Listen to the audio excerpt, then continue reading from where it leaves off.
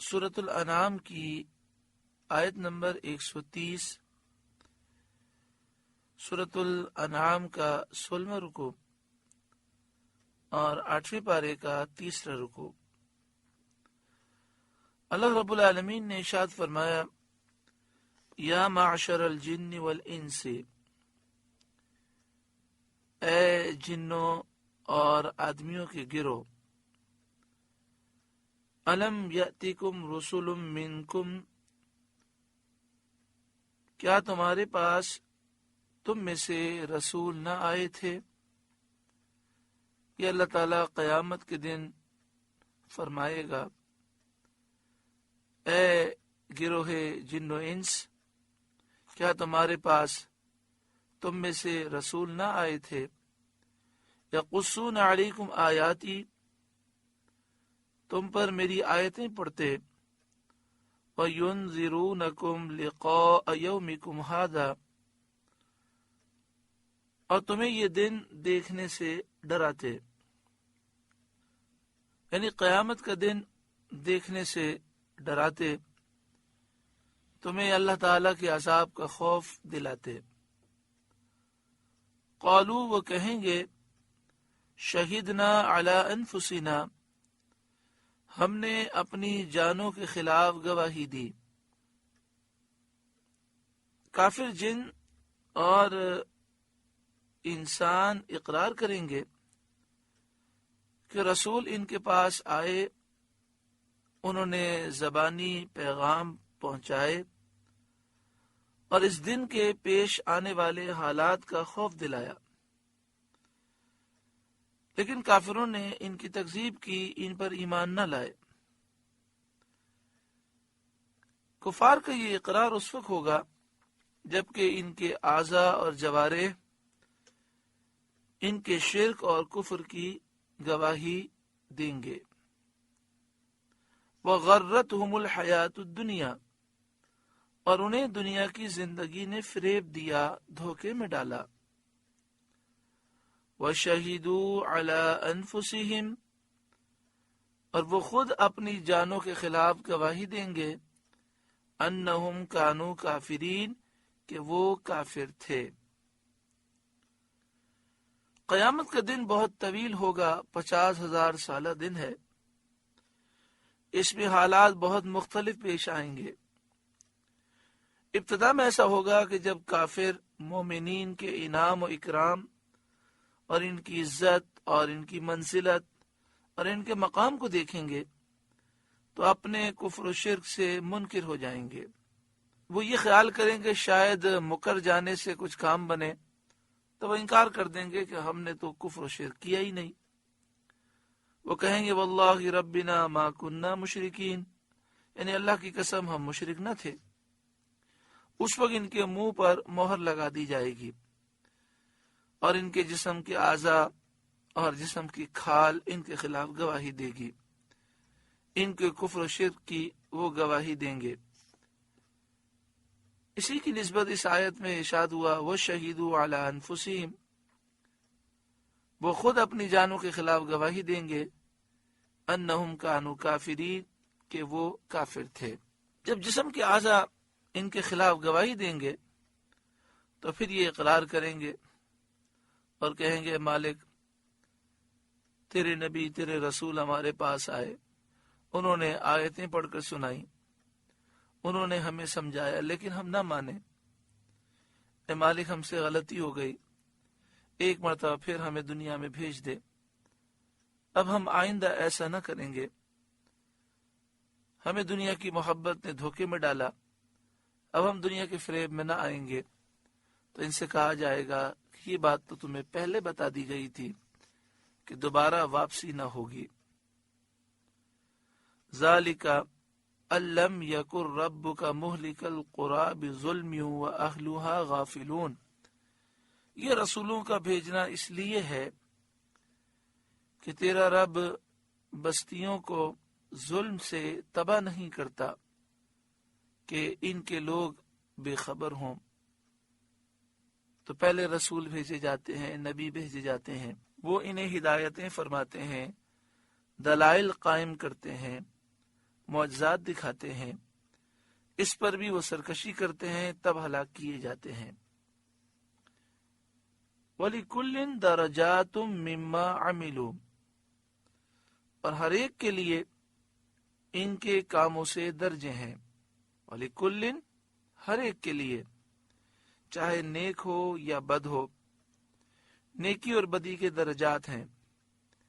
جتنی نیکی زیادہ ہوگی اتنا قیامت کے میدان میں اور جنت میں اعلیٰ مقام نصیب ہوگا، اور جتنی بدی زیادہ ہوگی اتنا قیامت کے میدان میں اور جہنم میں برا حال ہوگا۔ وما ربک بغافل عما یعملون، اور تیرا رب ان کے اعمال سے بے خبر نہیں۔ وَرَبُّكَ الْغَنِيُّ ذُو الرَّحْمَةِ، اور اے محبوب آپ کا رب غنی ہے، رحمت والا ہے۔ اگر سارے جہاں کے لوگ اللہ رب العالمین کی عبادت چھوڑ دیں تو بھی رب العالمین کی شان میں کوئی کمی واقع نہیں ہوتی۔ رب العالمین کسی کا محتاج نہیں، سارا جہاں اس کا محتاج ہے۔ ذو الرحمہ، وہ رحمت والا ہے، تمہیں ڈھیل دیتا ہے تاکہ تم توبہ کرو۔ ان یشاء یذہبکم، اے لوگوں وہ چاہے تو تمہیں لے جائے، یعنی تمہیں ہلاک کر دے۔ وَيَسْتَخْلِفْ مِن بَعْدِكُمْ مَا يَشَاءُ، اور جسے چاہے تمہاری جگہ لائے۔ کما انشأکم من ذریۃ قوم آخرین، جیسے تمہیں اوروں کی اولاد سے پیدا کیا اور ان کا جانشین بنایا۔ پہلے لوگ ہلاک ہو گئے، اب تم دنیا میں ہو، اللہ چاہے تو تمہیں ہلاک کر دے، تمہاری جگہ دوسرے لوگ لے آئے۔ تو ایک وقت کے لیے تم ہو، توبہ کرو اور مرنے سے پہلے آخرت کی تیاری کرو۔ انما توعدون لآت، بے شک جس کا تمہیں وعدہ دیا جاتا ہے وہ ضرور آنے والی ہے۔ وما انتم بمعجزین، اور تم تھکا نہیں سکتے، تم عاجز نہیں کر سکتے، اللہ تعالی کی گرفت سے تم بچ نہیں سکتے۔ یہاں یہ فرمایا گیا کہ جس کا تمہیں وعدہ دیا جاتا ہے وہ ضرور آنے والی ہے، یعنی قیامت آنے والی ہے، مرنے کے بعد ضرور اٹھنا ہے، تمہارا حساب ضرور ہونا ہے، ثواب نیک لوگوں کے لیے ضرور ہے اور کافروں کے لیے عذاب ضرور ہے۔ وما انتم بمعجزین، تم تھکا نہیں سکتے، یعنی تم اللہ تعالی کے عذاب سے اپنے آپ کو بچا نہیں سکتے۔ قل، اے محبوب آپ فرمائیے، یا قوم اعملوا علی مکانتکم، اے میری قوم تم اپنی جگہ پر کام کیے جاؤ، انی عامل، میں اپنا کام کرتا ہوں، فسوف تعلمون، تو ان قریب تم جان لوگے، من تکون لہ عاقبۃ الدار، کس کا رہتا ہے آخرت کا گھر، انہ لا یفلح الظالمون، بے شک ظالم فلاح نہیں پاتے۔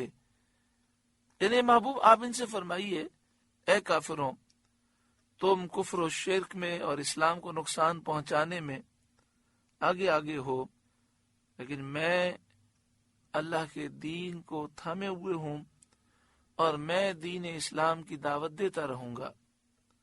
ان قریب تم جان لوگے کہ آخرت کس کے لیے ہے۔ یہ بات یاد رکھو کہ ظالم کبھی کامیاب نہیں ہوتے۔ وَجَعَلُوا لِلَّهِ مِمَّا ذَرَأَ مِنَ الْحَرْثِ وَالْأَنْعَامِ نَصِيبًا، اور اللہ نے جو کھیتی اور مویشی پیدا کیے ان میں اسے ایک حصہ دار ٹھہرایا۔ فَقَالُوا هَذَا لِلَّهِ بِزَعْمِهِمْ، تو بولے یہ اللہ کا ہے ان کے خیال میں، وَهَذَا لِشُرَكَائِنَا، اور یہ ہمارے شریکوں کا ہے، فَمَا كَانَ لِشُرَكَائِهِمْ فَلَا يَصِلُ إِلَى اللَّهِ، تو وہ جو ان کے شریکوں کا ہے وہ تو خدا کو نہیں پہنچتا۔ وَمَا كَانَ لِلَّهِ فَهُوَ يَصِلُ إِلَى شُرَكَائِهِمْ، اور جو اللہ کا ہے وہ ان کے شریکوں کو پہنچتا ہے۔ سَاءَ مَا يَحْكُمُونَ، کیا ہی برا حکم لگاتے ہیں۔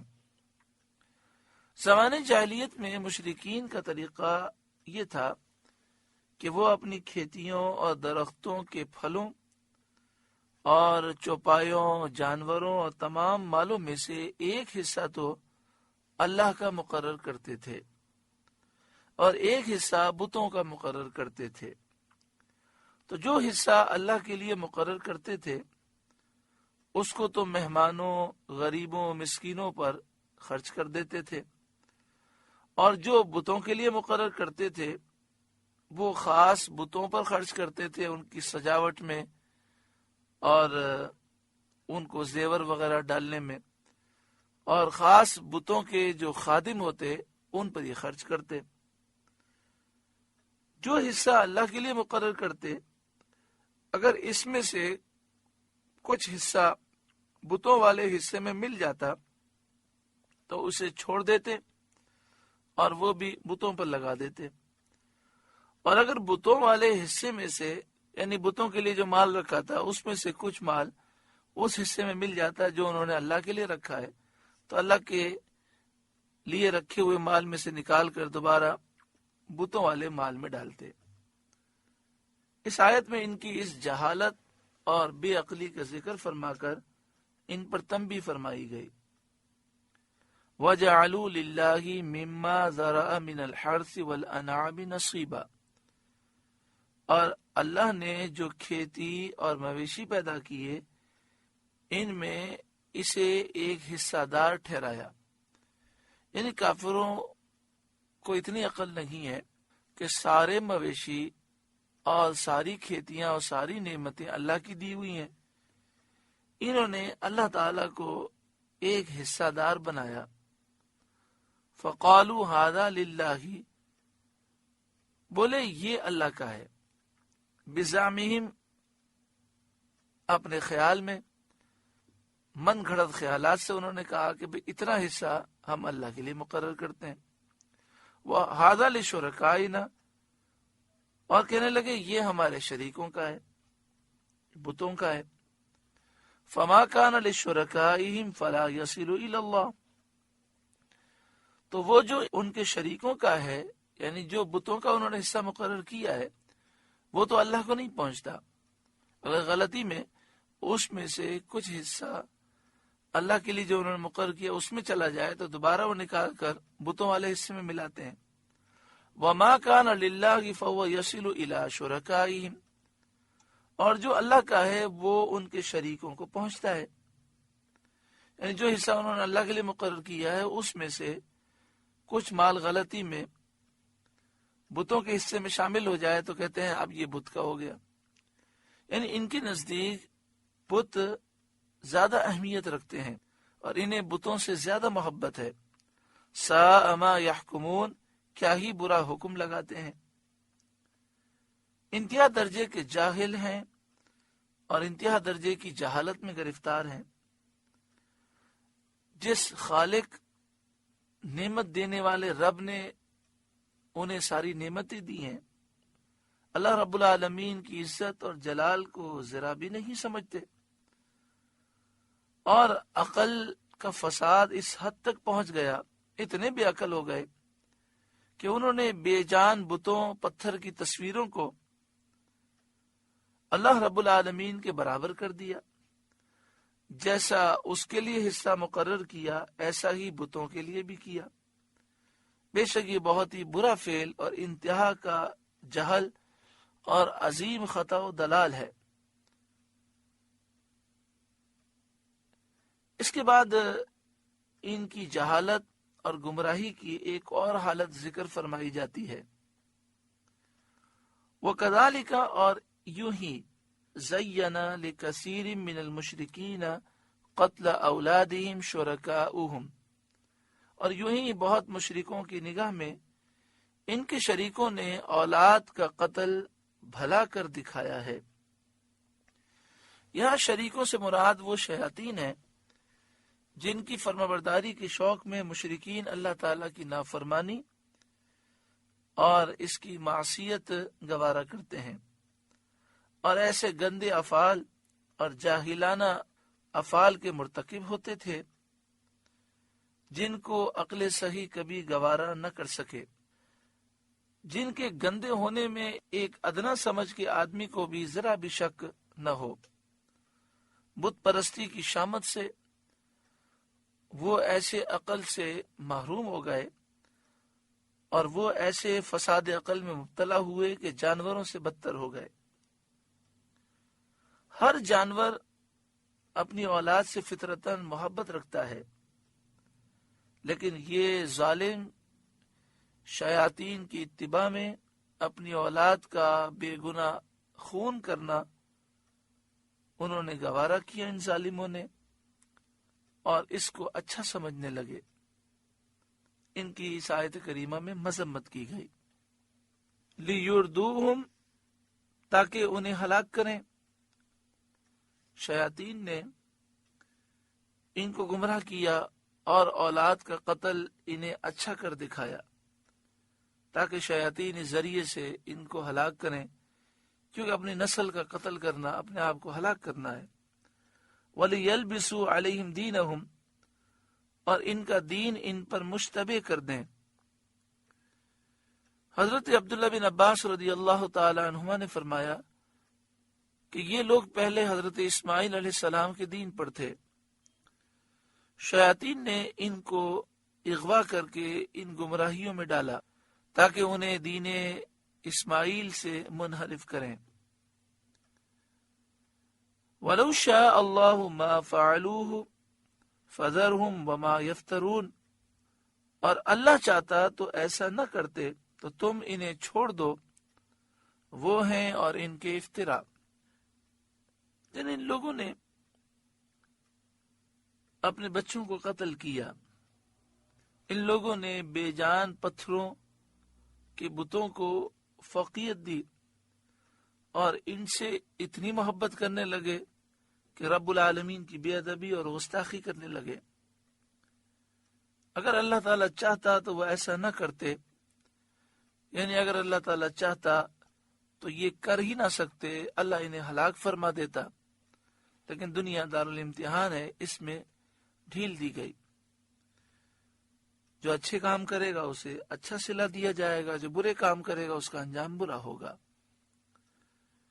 وَقَالُوا هَذِهِ أَنْعَامٌ وَحَرْثٌ حِجْرٌ، اور بولے یہ مویشی اور کھیتی روکی ہوئی ہے۔ وَقَالُوا، اور وہ کافر بولے، مشرکین بولے، هَذِهِ أَنْعَامٌ، یہ مویشی، یہ جانور، وَحَرْثٌ، اور کھیتی، حِجْرٌ، روکی ہوئی ہے۔ مشرکین اپنے بعض مویشیوں اور کھیتیوں کو اپنے باطل اور جھوٹے خداؤں کے ساتھ نامزد کر کے وہ یہ کہتے تھے۔ ہجر روکی ہوئی ہے کہ مطلب یہ کہ اس سے نفع اٹھانا ممنوع ہے۔ لا يطعمها الا من نشاء بزعمهم، اسے وہی کھائے جسے ہم چاہیں اپنے جھوٹے خیال سے، یعنی اسے وہی کھا سکتے ہیں جو بتوں کی خدمت کرنے والے ہیں۔ انہوں نے اپنی مرضی سے یہ تعین کیا کہ یہ فلاں کے لیے حلال ہے، یہ فلاں کے لیے حرام ہے۔ وَأَنْعَامٌ حُرِّمَتْ ظُهُورُهَا، اور کچھ مویشی ہیں جن پر چڑھنا، سوار ہونا حرام ٹھہرایا، جن کو انہوں نے مختلف نام دیے، سائبہ، حامی اور بحیرہ، اور اس طرح کے نام انہوں نے دیے جس کا ذکر پہلے گزر چکا ہے۔ ان جانوروں کو بتوں کے نام پر چھوڑتے تھے اور کہتے تھے ان پر سوار ہونا حرام ہے۔ وَأَنْعَامٌ لَا يَذْكُرُونَ اسْمَ اللَّهِ عَلَيْهَا افْتِغَاءً عَلَيْهِ، اور کچھ مویشی کے ذبح پر اللہ کا نام نہیں لیتے بلکہ ان بتوں کے نام پر ذبح کرتے ہیں، اور ان تمام افعال کی نسبت یہ خیال کرتے ہیں کہ انہیں اللہ نے اس کا حکم دیا ہے۔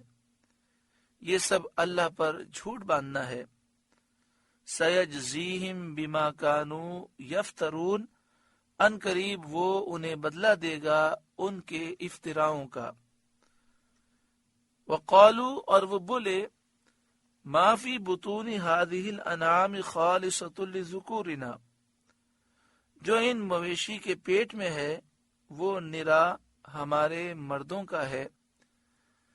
خالصۃ لذکورنا، یعنی خالص ہمارے مرد ہی اسے کھا سکتے ہیں۔ ومحرم علی ازواجنا، اور ہماری عورتوں پر حرام ہے۔ یعنی یہ پابندیاں لگاتے کہ یہ مرد کھا سکتے ہیں، عورت کو کھانا حرام ہے، یہ عورتیں کھا سکتی ہیں، مرد نہیں کھا سکتے، یہ چیز سب کھا سکتے ہیں۔ مراد یہ کہ اپنی مرضی سے حلال کو حرام کہنا یہ کافروں کا طریقہ ہے۔ وَإِن يَكُن مَيْتَةً فَهُمْ فِيهِ شُرَكَاء، اور مرا ہوا نکلے تو وہ سب اس میں شریک ہیں۔ یعنی اگر وہ جانور مرا ہوا پیدا ہو تو کہیں مرد و عورت سب کھا سکتے ہیں، اور زندہ پیدا ہو تو کہتے ہیں صرف مرد کھا سکتے ہیں۔ سَيَجْزِيهِمْ وَصْفَهُمْ، قریب ہے کہ اللہ انہیں ان کی باتوں کا بدلہ دے گا۔ انہو حکیم علیم، بے شک وہ حکمت و علم والا ہے۔ قد خسر الذین قتلوا اولادہم سفہا بغیر علم، بے شک تباہ ہوئے وہ جو اپنی اولاد کو قتل کرتے ہیں احمقانہ جہالت سے۔ یہ آیت زمانے جاہلیت کے ان لوگوں کے بارے میں نازل ہوئی جو اپنی لڑکیوں کو نہایت سنگ دلی اور بے رحمی کے ساتھ زندہ دفن کر دیا کرتے تھے۔ ربیہ اور مدر وغیرہ قبائل میں اس کا بہت رواج تھا۔ جاہلیت کے بعض لوگ لڑکوں کو بھی قتل کرتے تھے، اور بے رحمی کا یہ عالم تھا کہ کتوں کی پرورش کرتے اور اولاد کو قتل کرتے تھے۔ ان کی نسبت یہ ارشاد ہوا کہ یہ تباہ ہو گئے۔ اس میں شک نہیں کہ اولاد اللہ تعالیٰ کی نعمت ہے، اور اس کی ہلاکت سے اپنی تعداد کم ہوتی ہے، اپنی نسل مٹتی ہے، یہ دنیا کا خسارہ ہے، گھر کی تباہی ہے، اور آخرت میں اس پر بڑا عذاب ہے۔ تو یہ عمل دنیا اور آخرت دونوں میں تباہی کا باعث ہوا، اور اپنی دنیا اور آخرت دونوں کو تباہ کر لینا اور اولاد جیسی عزیز و پیاری چیز کے ساتھ اس قسم کی سفاکی اور بے دردی گوارا کرنا انتہا درجے کی حماقت، بے وقوفی اور جہالت ہے۔ زمانے جاہلیت کا ماحول آج کافروں کے اندر بھی پایا جاتا ہے۔ یورپ میں، امریکہ میں لوگ اپنے ماں باپ کی خدمت نہیں کرتے، ہاں کئی کتے پالتے ہیں اور ان کی خدمتیں کرتے ہیں۔ کئی ایسے لوگ ہیں کہ اپنے بچوں کو وہ گھر میں رکھنے کے لیے تیار نہیں ہوتے، اور 18 سال کا بچہ ہو تو اسے کہتے ہیں گھر سے نکلو، خود کام کرو، ہم تمہارے سارے خرچے کیسے اٹھائیں۔ اور دوسری طرف کئی جانور اور کتے پال کر کتوں کے ساتھ زندگی گزارتے ہیں۔ یورپ اور امریکہ میں جو کافروں کی اخلاقی حالت ہے وہ سب کے سامنے ہے کہ امریکہ میں کتوں کے حقوق کے لیے مظاہرے ہوتے ہیں، لیکن کشمیر، فلسطین، عراق، شام، جہاں ظلم و ستم کافر کر رہے ہیں، ان کے حقوق کے لیے نکلنے کے لیے کوئی تیار نہیں، ان کے حقوق کے لیے کوئی آواز بلند نہیں کرتا۔ نبی اکرم صلی اللہ علیہ وآلہ وسلم کے انسانوں پر بے شمار احسانات ہیں۔ ان میں سے ایک عظیم احسان یہ ہے کہ پیارا آقا صلی اللہ علیہ وآلہ وسلم کی آمد کے بعد اور آپ کی دعوت تبلیغ کے بعد بچوں اور بچیوں کا قتل بند ہوا۔ خاص طور پر زمانے جاہلیت میں عورتوں کے لیے، بچیوں کے لیے کوئی حقوق نہیں تھے۔ عورت کو ایک گندے کیڑے سے بھی بدتر سمجھا جاتا تھا، اسے منحوس سمجھا جاتا تھا۔ پیارے آقا صلی اللہ علیہ وآلہ وسلم نے عورت کو ماں کا مقام دیا، بہن کا مقام دیا، بیٹی کی عزت دی، بیوی کا مقام دیا، اور عورتوں کو اتنے حقوق عطا فرمائے کہ آج پوری دنیا میں عورت کو جو بھی چین ہے اور جو عزتیں ہیں وہ ہمارے محبوب صلی اللہ علیہ وآلہ وسلم کے صدقے میں ہے۔ نبی اکرم صلی اللہ علیہ وآلہ وسلم کی خدمت میں ایک مسلمان حاضر خدمت ہوئے اور انہوں نے عرض کیا، رسول اللہ صلی اللہ علیہ وسلم مجھے یہ غم ہے۔ جب پیارے آقا صلی اللہ علیہ وآلہ وسلم نے ان سے فرمایا کہ آپ ہر وقت روتے کیوں رہتے ہیں، تو انہوں نے کہا مجھے یہ غم ہے جو ہر وقت رلاتا رہتا ہے۔ میں اسلام لے آیا، اسلام کی برکت سے سارے گناہ میرے معاف ہو گئے، لیکن ایک گناہ ایسا ہے جو مجھے بار بار یاد آتا ہے اور اس وجہ سے میں روتا ہوں۔ آپ صلی اللہ علیہ وآلہ وسلم نے فرمایا وہ گناہ کون سا ہے؟ تو انہوں نے عرض کی کہ میرا تعلق بھی اسی قبیلے سے تھا کہ جو بچیوں سے بڑی نفرت رکھتے تھے، اور جب بچی کی ولادت ہوتی تو اسے وہ قتل کرنے کے متعلق سوچا کرتے تھے۔ ہمارے خاندان کے اکثر لوگ بچیوں کے قاتل تھے۔ میرے یہاں بچی کی ولادت ہوئی، میری بیوی نے مجھ سے کہا کہ تم اسے قتل نہ کرنا۔ جب میں نے اس بچی کو دیکھا تو وہ بہت پیاری اور خوبصورت تھی، مجھے اس پر پیار آ گیا اور میں نے اسے قتل نہ کیا۔ جب وہ کچھ بڑی ہوئی تو زمانے جاہلیت کے ماحول میں مجھے تانے ملنے لگے، اور وہی زمانے جاہلیت کی سوچ مجھ پر غالب آئی۔ ایک دن میں اسے دعوت کے بہانے لے گیا اور پھر ایک ویرانے میں نے گڑھا کھودا۔ اسے نہیں معلوم تھا کہ میں یہ گڑھا کیوں کھود رہا ہوں۔ میرے چہرے پر جب مٹی اڑتی تو یہ اپنے ننھے ننھے ہاتھوں سے میرے چہرے کی مٹی صاف کرتی۔ جب گڑھا میں نے کھود دیا تو اسے پکڑ کر میں گڑھے میں پھینکنے لگا تو یہ رونے لگی اور کہنے لگی، ابا جان مجھے آپ قتل نہ کریں۔ اس کی شکل دیکھ کر مجھے رحم آ گیا، میں نے چھوڑ دیا۔ پھر وہی جاہلیت کی باتیں غالب آئیں۔ اس طرح کئی مرتبہ ہوا، آخرکار میں نے اسے گڑھے میں ڈال دیا۔ وہ رونے لگی، مجھ سے فریاد کرنے لگی، تو میں نے اس پر پتھر مارے، وہ چیخنے لگی اور پھر اس کی آواز بند ہو گئی۔ میں نے مٹی ڈال کر اسے دفن کر دیا۔ یا رسول اللہ، یہ جب مجھے واقعہ یاد آتا ہے تو میں غم سے نڈھال ہو جاتا ہوں۔ یہ کہہ کر وہ خاموش ہوئے۔ دیکھا پیارے آقا صلی اللہ علیہ وآلہ وسلم زار و قطار رو رہے ہیں، اور آپ نے فرمایا تو نے یہ واقعہ سنا کر ہمیں غمگین کر دیا۔ اگر زمانے جاہلیت کے کسی فعل پر میں سزا دیتا تو تجھے سزا دیتا، مگر اللہ تعالی نے ایمان کی برکت سے سارے گناہ معاف کر دیے۔ پیارے محترم بھائیوں اور بہنوں، یہ ایک واقعہ نہیں، ایسے سینکڑوں واقعات تھے۔ زمانے جاہلیت میں عورتوں پر، بچیوں پر سخت ظلم پایا جاتا تھا۔ افسوس، جس آقا نے عورتوں کو عزت عطا فرمائی، اسی آقا کی نافرمانی ہماری مسلمان بہنیں کرتی ہیں۔ بے پردگی اور نبی اکرم صلی اللہ علیہ وآلہ وسلم کی تعلیمات سے دوری، کتنا افسوس ہے کہ اس محسن آقا کے فرمان کو ہماری بہنوں نے چھوڑ دیا۔ بے پردگی سے خود بھی گناہگار ہوتی ہیں، اور جب وہ بے پردہ نکلتی ہیں اور جتنے لوگ دیکھتے ہیں وہ بھی گناہگار ہوتے ہیں، اور ان کا گناہ بھی انہی کے سر پر ہے۔ ان کے گناہ میں کوئی کمی نہیں ہوتی، لیکن جو عورت بے پردہ نکلتی ہے وہ کتنے مردوں کو جہنم میں لے جائے گی۔ حدیث پاک میں یہ بھی ہے کہ جو عورت بے پردہ اپنے گھر سے نکلے اور اس کا شوہر اسے منع نہ کرے، اسے روکنے کی کوشش نہ کرے، اس پر سختی نہ کرے۔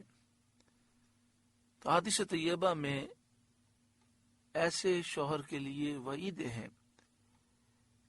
ایک روایت میں یہ ہے کہ ہر قدم پر جہنم میں ایک گھر تیار کیا جاتا ہے۔ مردوں کو بھی چاہیے کہ وہ سختی کریں۔ جہاں دنیاوی معاملات میں اتنے سخت ہوتے ہیں تو دین کے معاملات کی پرواہ کیوں نہیں ہوتی؟ قد خسر الذین قتلوا اولادهم سفہا بغیر علم، بے شک تباہ ہوئے وہ لوگ جو اپنی اولاد کو قتل کرتے ہیں احمقانہ جہالت سے، سفہن احمق بے وقوفی کی وجہ سے۔ ایسے لوگ احمق ہیں، بغیر علم، بغیر کسی علم کے، جہالت کی وجہ سے۔ وحرموا ما رزقهم اللہ افتراء علی اللہ، اور حرام ٹھہراتے ہیں وہ جو اللہ نے انہیں روزی دی، حلال چیز کو حرام کہہ کر اس کو کھانے سے محروم رہے، اور پھر اللہ پر جھوٹ باندھنے کی وجہ سے جہنم کا عذاب بھی ہے۔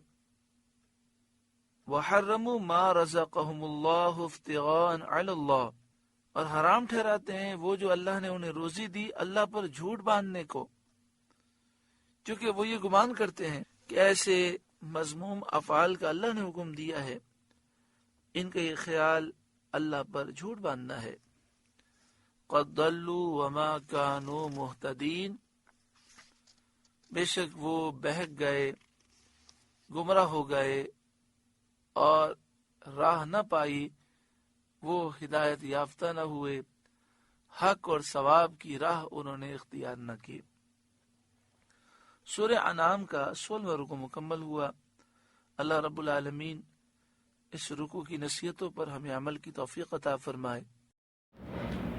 آپ سے گزارش ہے کہ قرآن کے اس پیغام کو آگے پہنچا کر ثواب جاریہ حاصل کریں۔